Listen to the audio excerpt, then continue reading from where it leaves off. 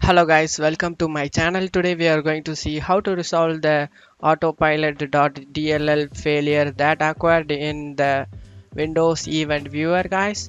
Let's fix that problem guys. Go to search menu and type services guys. Open it. In services you need to search for Microsoft account sign in assistant.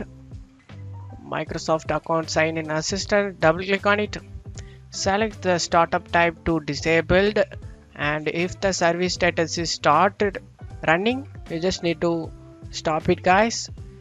My service status is stopped, you just need to do it and click apply and OK. And for changes take effect you just need to restart your PC guys.